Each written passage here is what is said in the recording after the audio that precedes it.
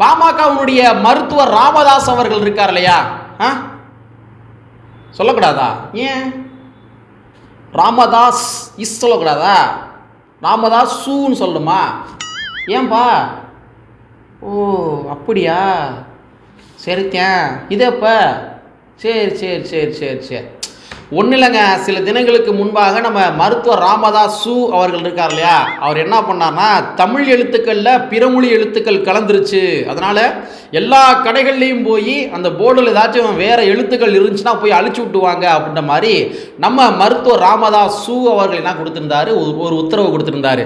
சமூக வலைத்தளங்கள் நிறைய பேர் கேள்வி எழுப்பினாங்க, ஐயா உங்கள் பேர் வந்து மருத்துவர் ராமதாஸ் தானே அப்படின்னு சொன்னோன்னே, இல்லைங்க என் பேர் மருத்துவர் ராமதாஸ் அப்படின்னு சொல்லி அவரே சொன்னார். ஏன்னா நான் நக்கல் அடிப்பேன்னு நினச்சிக்கிறீங்க நீங்கள் பார்க்குற ஆட்கள், நக்கல் அடிக்கலை, அவர் சொன்னதான் என் பேர் மருத்துவர் ராமதாஸ் அப்படின்னு சொல்லி.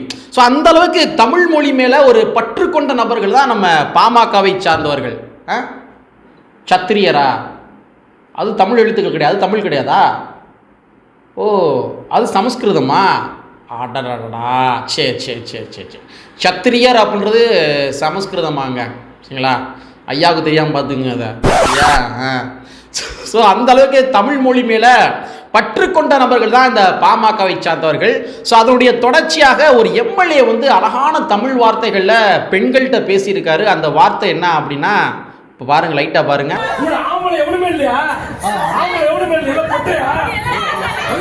பார்த்தீங்களா, எப்பேற்பட்ட தூய தமிழில் பேசியிருக்காரு பாருங்க. நீங்கள் நினைப்பீங்க அவர் வந்து திட்டுறாரு, அந்த பெண்கள்லாம் திட்டுறாருன்னு நினைப்பீங்க. திட்டலை, தூய தமிழில் வந்து பேசியிருக்காரு.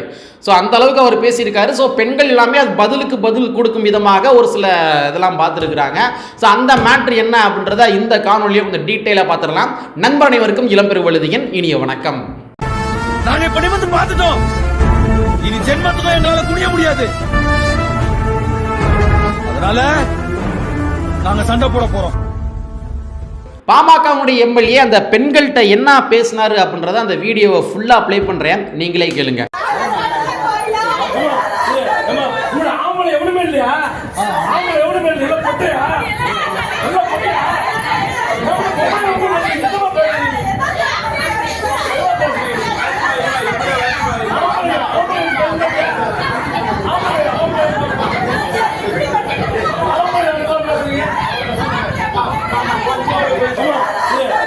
கேட்டீங்களா? இவர் தான் மக்களால் தேர்ந்தெடுக்கப்பட்ட ஒரு சட்டமன்ற உறுப்பினர், பாமகவுடைய எம்எல்ஏ. எவ்வளோ அழகான தமிழ் சொற்களை பேசுறாரு பாருங்க. அதுவும் அத்தனை பெண்கள் கூடியிருக்கின்ற அந்த இடத்துல அந்த பெண்களை பார்த்தே உங்கள் வீட்டில் இல்லையா அப்படின்ற மாதிரி கேட்குறாருன்னா எவ்வளோ கொச்சை பிடித்த நபராக இருப்பார் அப்படின்றத நீங்களே பார்த்துங்க. ஸோ இவருக்கு யார் யாரெல்லாம் ஓட்டு போட்டீங்களோ அவங்க எல்லாருமே அப்படியே புலகாயுதம் அடைஞ்சுக்குங்க. இப்போ ஏற்பட்ட ஒரு எம்எல்ஏ நம்ம தொகுதி தேர்ந்தெடுத்திருக்கோமே அப்படின்னு சொல்லி சந்தோஷப்பட்டுக்குங்க. இதெல்லாம் அசிங்கமா இல்லையா அந்த எம்எல்ஏக்கு? சரி ரைட்டு, இந்த மேட்ரு எங்கே நடந்திருக்கு அப்படின்றத பார்த்துருவோம். இது பின்னாடி இருக்கிற செய்திகள் என்ன அப்படின்றத பார்த்துருவோம். அதாவது சேலம் மாவட்டத்தில் ஓமலூர் பக்கத்தில் முத்துநாயக்கன்பட்டி அப்படின்னு சொல்லப்படுகின்ற ஒரு கிராமம். அந்த கிராமத்தில் அங்காளம்மன் பெரியாண்டிச்சி அப்படின்னு சொல்லி ஒரு கோவில் வந்து இருக்குது. இந்த கோவிலில் வழிபாடுகள் சம்பந்தமாக ஒரு இரு தரப்புக்கு வந்து கடுமையான மோதல்கள், வாக்குவாதம் வந்து ஏற்பட்டிருக்குது. ஸோ அதனால தாசில்தார் உள்ள தலையிட்டு என்ன பண்ணுறாரு, ரெண்டு பேர்த்தையும் பீஸ் கமிட்டி கூப்பிட்டுருக்காரு. அதாவது இரு தரப்புகளையும் பீஸ் கமிட்டி கூப்பிட்டுருக்காரு. அப்போ பீஸ் கமிட்டியில் ரெண்டு பேரும் பேசுகிறாங்க. அவங்களுக்குள்ள உடன்பாடுகள் எட்டப்படாத காரணத்தினால தாசில்தார் இந்த கோவிலை பூட்டி சீல் வந்து வச்சிடறாரு. ஸோ சீல் வச்சோடனே அந்த கோவிலை திறப்பதற்காக முயற்சிகள் பண்ணுறாங்க, இரு தரப்பும் முயற்சிகள் பண்ணுறாங்க. அப்போ நம்ம பாமகவுடைய எம்எல்ஏ அருள் அவர்கள் உள்ள தலையிட்டு அந்த இரு தரப்பு நபர்கள்ட்டையுமே பேச்சுவார்த்தையில் அவர் ஈடுபடுறாரு. அப்போ ஒரு தரப்பை சார்ந்தவர்கள் என்ன பண்ணுறாங்க, அவங்க வீட்டில் இருக்கிற ஆண்கள் எல்லாமே வந்திருக்கிறாங்க. இன்னொரு தரப்பை சார்ந்த அந்த நபர்கள் வீட்டில் ஆண்கள் யாரும் வரவே இல்லை, பெண்கள் மட்டும் தான் வந்திருக்கிறாங்க. ஸோ அதனால தான் நம்ம பாமகவுடைய அருள் அவர்கள் என்ன பண்ணியிருக்காரு, அந்த பெண்களை பார்த்து உங்கள் வீட்டில் இருக்கிற ஆம்பளைங்க எல்லாமே டையா அப்படின்ற மாதிரி ஒரு வார்த்தையை விட்டு அசிங்கமாக வந்து கேட்டிருக்காரு. என்னதான் நீங்கள் ஒரு எம்எல்ஏவா இருந்தாலுமே பெண்களை பார்த்து அப்படி கேட்டால் பெண்கள் சும்மா இருப்பாங்களா? இதனால ஆத்திரம் அடைந்த பெண்கள் என்ன பண்ணியிருக்கிறாங்க, பாமகவுடைய எம்எல்ஏ அருள் அவர்களை முற்றுகையிட்டு கண்டன குரல் எல்லாமே எழுப்பியிருக்கிறாங்க.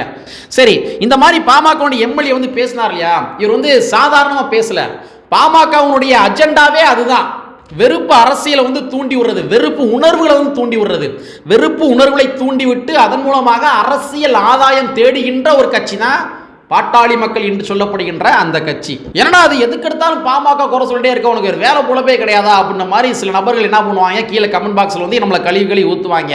ஸோ அந்த மாதிரி நபர்களுக்கு ஒரு சில சின்ன உதாரணம் மட்டும் சொல்லிடுறேன். அதாவது பாமக என்பது வெறுப்புகளை தூண்டிவிட்டு, உணர்ச்சிகளை தூண்டிவிட்டு, கலவரத்தை மேற்கொள்ள வைத்து அதன் மூலமாக அரசியல் ஆதாயம் தேடுகின்ற கட்சி என்பதற்கு ஒரு சில சான்றுகள் சொல்கிறேன். அது ரொம்பலாம் போகலை, இப்போ ஷார்ட் பீரியட் நடந்த சில செய்திகள் மட்டும் சொல்லுவான். சமீபத்தில் நம்ம மருத்துவர் ராமதாஸ் அவர்கள் இருக்கார் இல்லையா, ராமதாசு அவர்கள் இருக்கார் இல்லையா, அவர் ஒரு மேடையில் பேசினார். எத்தனை பேர் நோட் பண்ணீங்க தெரியல. புஜங்களை தூக்கி கொண்டு நம்மளாம் சத்திரிய வம்சத்தை சார்ந்தவர்கள்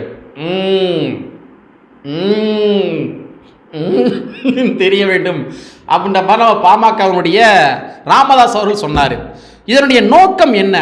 அதாவது நீங்களாம் சத்திரிய வம்சத்தை சார்ந்தவர்கள், நீங்கள் பெருமை கொள்ளுங்கள் அப்படின்ற மாதிரி அதனுடைய நோக்கம் வந்து கிடையாது. நீங்களாம் சத்திரிய வம்சத்தை சார்ந்தவர்கள், நீங்கள் புஜங்களை தூக்கி கொண்டு யாரையாச்சும் பார்த்தீங்க அப்படின்னா திருவென விழிக்க வேண்டும் அப்படின்னு சொன்னார். இல்லை நான் என்ன கேட்குறேன் அப்படின்னா, இவங்க புஜங்களை தூக்கிக்கிட்டு யாரை பார்த்து திருன்னு முழிக்கணுமா? ப்ரொவோக் பண்ணுறீங்க நீங்கள், அதாவது அந்த மக்களை ப்ரொவோக் பண்ணுறீங்க. புஜங்களை தூக்கிக்கிட்டு திருன்னு முழிச்சுக்கிட்டு தெரியுங்க. அப்புறம் கிராமத்துக்குள்ளே இருக்கிறாங்க அப்படின்னா அந்த கிராமத்தில் வந்து இவங்களாம் சத்திரியர்கள் அப்படின்னு சொல்லி புஜங்களை தூக்கிக்கிட்டு திருன்னு முழிக்க சொல்லி யாரை முழிக்க சொல்கிறாரு? யாரை நோக்கி விழிக்க சொல்கிறாரு?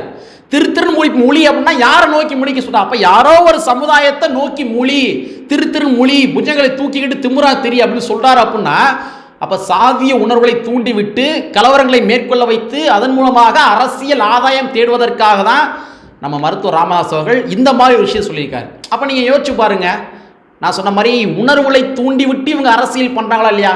யோசிச்சு பாருங்க. அது மட்டும் கிடையாது, இன்னொரு உதாரணம் சொல்லவா? சமீபத்தில் இந்த எம்பி எலெக்ஷனில் நம்ம அன்புமணி ராமதாஸ் அவர்கள் பானையை உடைக்க தாண்டா வந்திருக்கேன் பிரச்சாரம் பண்ணார். அந்த மாதிரி பானையை உடைக்க தாண்டா வந்திருக்கேன். அப்போ இது என்ன விதமான ஒரு அரசியல் ஸ்ட்ராட்டஜி? பானையை உடைக்கத்தாண்டா வந்திருக்கேன். இதில் ரெண்டு விஷயம் பார்க்க வேண்டிய தேவைகள் இருக்குது. ஒரு விஷயம் என்ன அப்படின்னா, பானையை உடைக்கத்தாண்டா வந்திருக்கேன் அப்படின்னா இவர் மேடையில் பேசுகிறப்ப அந்த மேடை கீழே இருக்கின்ற நபர்கள் எல்லாருமே வயது மூத்த நபர்கள் கூட இருப்பாங்க.